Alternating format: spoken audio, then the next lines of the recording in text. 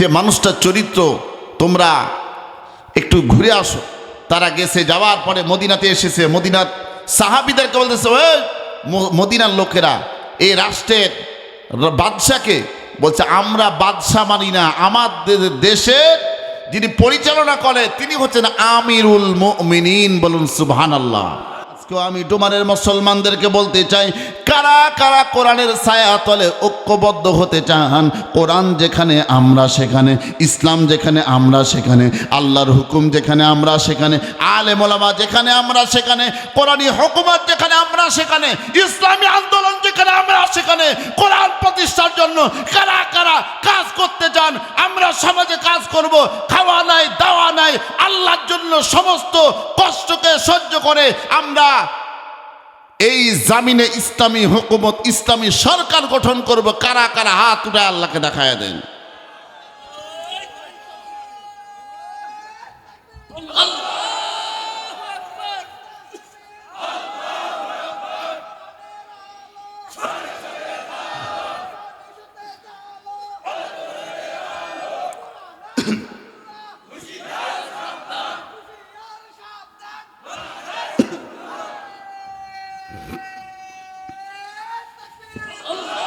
আমার ভাইয়েরা, সমস্ত মুসলমান যদি ঐক্যবদ্ধ হয়ে যায়, আমি আওয়াজটা কি বললাম উত্তর দিয়ে বলুন।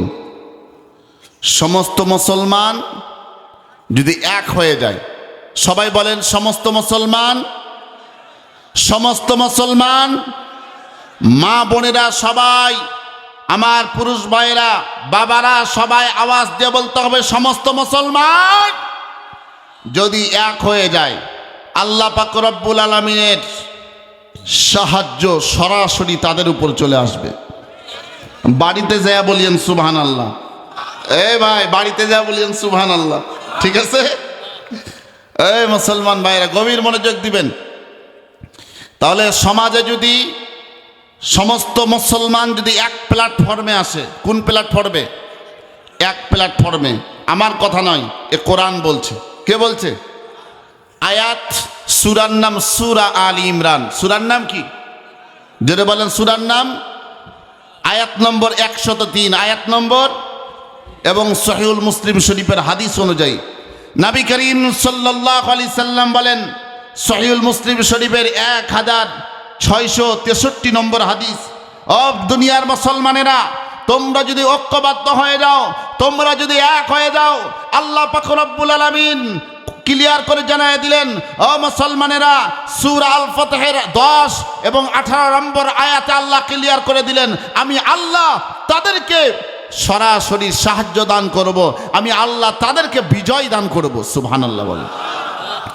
মুসলমানরা যখন এক হবে, আর একটা সহিহ হাদিস থেকে, সহিহুল মুসলিম শরীফ থেকে আমি একটা হাদিস বলে আমি প্রমাণ করে দিব, মুসলমানদের হাতে ক্ষমতা আসবে। আর মুসলমানদের হাতে যখন ক্ষমতা আসবে, মুসলমানরা যখন ঐক্যবদ্ধ হবে, মুসলমানরা যখন কোরআনের ছায়াতলে আসবে, অবশ্যই তারা এই কোরআনের কাছে যখন আসবে, কোরআন বলে দিবে, তোমরা কাকে নেতা বানাবে, তোমরা কাকে চেয়ারম্যান বানাবে, তোমরা কাকে এমপি বানাবে, তোমরা কাকে মন্ত্রী বানাবে, তোমরা কাকে রাষ্ট্রপতি বানাবে, তোমরা কাকে প্রধানমন্ত্রী বানাবে, তোমরা সমাজের কাকে নেতা বানাবে, এ কোরআন তার নির্দেশন, তারা এই কোরআন তাদেরকে পথ দেখায় দিব। বলুন সুবহানাল্লাহ। তাহলে আমরা কি সবাই কোরআনকে ফলো করব, না রাম বাম দুনিয়ার পচা সড়া নেতা নেত্রীর পিছনে ঘুরব? ও বাংলার মুসলমানেরা, 55 বছর থেকে অনেক দেখলেন, ঠিক না ঠিক? আর এদিক সেদিক দেখার টাইম নাই। বর্তমানে কোরআন দেখার বাংলাদেশ, সামনে ইসলামের বাংলাদেশ, সামনে ইসলামী হুকুমত কায়েমের বাংলাদেশ। ও ডোমারের মুসলমানেরা, তোমরা যদি কোরআনের ছায়া তলে যদি আসো, আমি মুফতি আতিক বিন আব্দুর রাজ্জাক স্পষ্ট হয়ে বলতে চাই, ওয়াল্লাহি বিল্লাহি তাল্লাহি, আল্লাহর কসম, একটা বান্দা যখন বলে ওয়াল্লাহি বিল্লাহি তাল্লাহি, সেই কসমকে সমর্থন করা যে করবে না, বুঝতে হবে তার ঈমানের মধ্যে ত্রুটি আছে। আল্লাহর নবী, বিশ্ব নবীর হাদিস অনুযায়ী এ কোরআনের ছায়া তলে যদি আসেন, মুসলমানরা নিজেদের মধ্যে ভেদাভেদ ভুলে গিয়ে আমরা কাদের পিছনে মুসলমানরা ঐক্যবদ্ধ হয়ে কাদের পিছনে যাবে, এই ব্যাপারে কুরআনুল কারীম উত্তর দিচ্ছে। কি উত্তর? মুসলমানেরা অবশ্যই ফলো করবে আল্লাহকে কে ভালোবাসে, নবীকে কে ভালোবাসে, নবীর আদর্শকে কে গ্রহণ করে, তাদেরকে মুসলমানেরা তাদের পিছনে তোমরা যদি ছুটো, তাদেরকে তোমরা যদি নেতা বানাও, তাহলে সমাজের মধ্যে কোনো অশান্তি থাকবে না, সমাজের কোনো দুর্নীতি থাকবে না, সমাজের মধ্যে কোনো অশান্তি থাকবে না, সমাজের মধ্যে কোনো ফিতনা ফাসাদ কোনো কিছু থাকবে না, রাষ্ট্রের টাকা কখনো বিদেশে পাচার হবে না। ও মুসলমান ভাইয়েরা, যেহেতু কালিমা পড়েছেন ইন্নামাল মুমিনুনা ইখওয়াতুন, আপনি একজন মুসলিম, আমি একজন মুসলিম, আপনি একজন মুসলিম, আমি একজন মুসলিম, আপনি একজন মুসলমান, আমি একজন মুসলমান, সেই সূত্রে আমার ঈমানের দাবি আপনাকে সচেতন করা। ফিলিস্তিনের উপর যখন আক্রমণ হয়েছে, ইসরায়েল বাহিনীরা যখন আক্রমণ করেছে ইহুদি জাতিরা, মুসলমানেরা সমর্থন করছে কি করে নাই? কি হিন্দুরা কি করছে? না, হিন্দুরা তাদের বিরুদ্ধে, মুসলমানদের বিরুদ্ধে না। ও মুসলমান ভাইয়েরা, আপনাদেরকে এই কথা বলে আপনারা এখন আমরা সকল মুসলমান এক হই, ঐক্যবদ্ধ হই, আমরা সমাজটাকে আমরা সংস্কার করুন, ঠিক না বেটি? এবার আসেন নবী করিম সাল্লাল্লাহু আলাইহি সাল্লামের হাদিস দ্বারা এবং সহিহুল মুসলিম শরীফের হাদিস দ্বারা সমাজের মধ্যে ইসলামী খেলাফত যদি কায়েম হয়, ইসলামী সমাজ ব্যবস্থা যদি কায়েম হয়, সে সমাজের মধ্যে কোনো অশান্তি থাকবে না, সে সমাজের মধ্যে কোনো দুর্নীতি থাকবে না, সে সমাজের মধ্যে দুনিয়ার মধ্যে কোনো ফিতনা ফাসাদ থাকবে না। বলতে পারেন হুজুর কেমনে? আর একটা হাদিস দিয়ে বুঝায় দিই।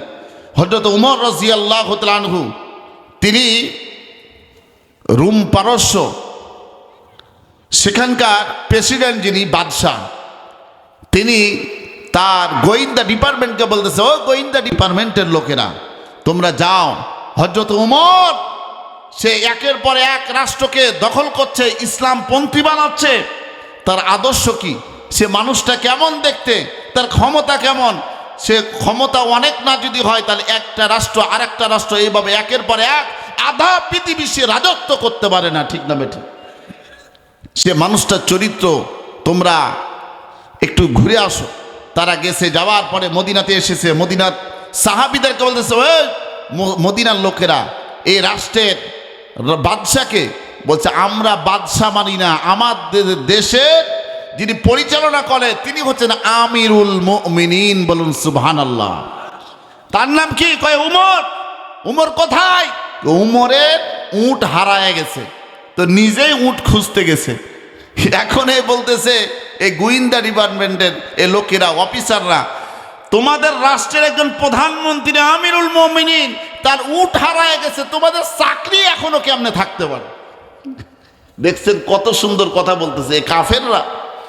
তোমাদের রাষ্ট্রের প্রধানমন্ত্রী আমিরুল মুমিনিনের উট হারায় গেছে, তোমাদের চাকরি কেমনে থাকতে পারে? এটা কেমনে সম্ভব? আল্লাহু আকবার। এই কথা বলার পরে বলছে, তোমাদের আমিরুল মুমিনিন কই, উমর কই? উমুক জায়গাতে যান, উনি এক গাছের নিচে শুয়ে আছে। উনি গেলেন, যাওয়ার পরে দেখতেছেন একটা গাছের নিচে সেই কঠিন রোদ, এই রোদের সূর্যের তাপ তার পুরা বডির উপর পড়তেছে, আর তার শরীর থেকে আপনার শরীরটা ঘেমে ঘেমে, যেহেতু নিচে বালু জাতীয় আপনার মাটি, সেই জায়গাতে গড়ে গড়ে তার শরীরের আপনার ঘামগুলো জামিনে পড়তেছে। বলুন আল্লাহু আকবার। তিনি দেখে চিন্তা করলেন, যেই মানুষটা জনগণের নিরাপত্তা দেয়, সুবহানাল্লাহ বলবেন না? যেই মানুষটা রাষ্ট্রের প্রত্যেকটা মানুষের জীবনের নিরাপত্তা দেয়, সেই মানুষটার নিরাপত্তা স্বয়ং সে রাষ্ট্রের মানুষই দেয়। কারণ জনগণের তুমি হক আদায় করেছো, জনগণের তুমি হক নষ্ট করো নাই, যে জনগণ তোমার উপরে আঘাত করবে। সুবহানাল্লাহ। আর আমার রাষ্ট্রের, উনি বলতেছেন ওই কাফের, তিনি গোয়েন্দা প্রধান বলতেছে, আমার রাষ্ট্রের প্রধানমন্ত্রী, তিনার ঘুম আসে না রাত্রিবেলা, চারদিকে সৈন্যবাহিনী নল বন্দুক তাক করে আছে, কোন কোন শত্রু কখন যেন আসে, তার ঘুম আসে না রাত্রে, এত নিরাপত্তার মাঝেও। আর হযরত উমর, তুমি কি নিরাপত্তা দিয়েছো যে জনগণ তোমার নিরাপত্তা দিচ্ছে? সুবহানাল্লাহ। আমার ভাইরা, আর একটা হাদিস দিলে আপনারা আরো ক্লিয়ার হয়ে যাবেন। সুবহানাল্লাহকে বলেন। আর যারা সুবহান আল্লাহ। হযরত উমর রাদিয়াল্লাহু তাআলা আনহু নিজ কামরায় বসে আছেন। তিনি আমিরুল মুমিনিন, প্রধানমন্ত্রী। তিনার প্রধানমন্ত্রীর যিনি অফিস সেখানে বসে আছেন। আর একজন ওই রাষ্ট্রেরই মন্ত্রী আসলেন। আসার পরে দরজায় নক করতেছেন। সালাম দিলেন, আসসালামু আলাইকুম ওয়া রাহমাতুল্লাহ। সালাম দেওয়ার পরে ওমর রাদিয়াল্লাহু তাআলা আনহু বললেন, ঠিক আছে ভিতরে আসো। আসলেন হযরত আলী রাদিয়াল্লাহু তাআলা আনহু। ভিতরে আসার পরে বলতেছে, আলী তুমি কি বলতে চাও? আলী রাদিয়াল্লাহু তাআলা আনহু বলেন, আমিরুল মুমিনিন, আমি কিছু আলোচনা করার জন্য আপনার কাছে এসেছি। খাদেমকে বললেন, খাদেম তুমি নাস্তার ব্যবস্থা করো, বাতির ব্যবস্থা করো। আলোর ব্যবস্থা করা হলো, নাস্তার ব্যবস্থা করা হলো। এইদিকে হযরতে আলী রাদিয়াল্লাহু তাআলা আনহু বললেন, ঠিক আছে তুমি বলো। যে আমিরুল মুমিনিন, আমি রাষ্ট্রের কোনো বিষয়ে কথা বলার জন্য আসি নাই, আমার ব্যক্তিগত কিছু আলোচনা করার জন্য এসেছি। চিৎকার দিয়ে বলুন আল্লাহু আকবার। হযরত আমিরুল মুমিনিন ওমর রাদিয়াল্লাহু তাআলা আনহু সঙ্গে সঙ্গে খাদেমকে বললেন, খাদেম রে তুমি নাস্তাটা বন্ধ করে দাও, নাস্তা নিয়ে চলে যাও, বাতিটাও তুমি বন্ধ করে দাও।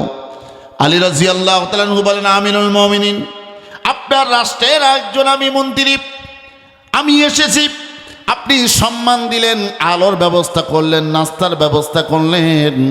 আমি যখন বললাম আমার ফ্যামিলিগত, আমার ব্যক্তিগত আলোচনা করার জন্য আসলাম, আপনি নাস্তা সরায় নিলেন, বাতি বন্ধ করে দিলেন। এটা অপমান করা হলো। এটা কোন ধরনের এটা মেহমানদারি, কোন ধরনের এটা আচরণ? হযরত উমর রাদিয়াল্লাহু তাআলা আনহু বলেন, আলী তুমি যতই মন খারাপ করো, তুমি যতই আমার উপরে রাগ করো, আমার করার কিছু নাই। তুমি তোমার ব্যক্তিগত আলোচনা করার জন্য তুমি আমার কাছে এসেছো।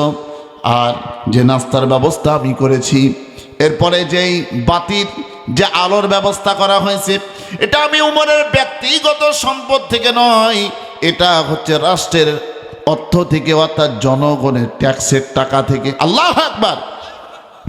জনগণের ট্যাক্সের টাকা থেকে এই নাস্তার ব্যবস্থা করা হয়েছে, এই আলোর ব্যবস্থা করা হয়েছে।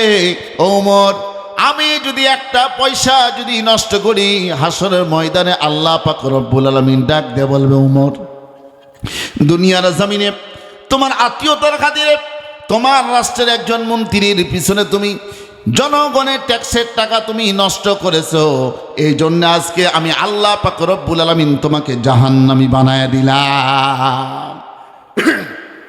আমি উমর সেই দিন জাহান্নামের কঠিন আযাব আমি সহ্য করতে পারবো না।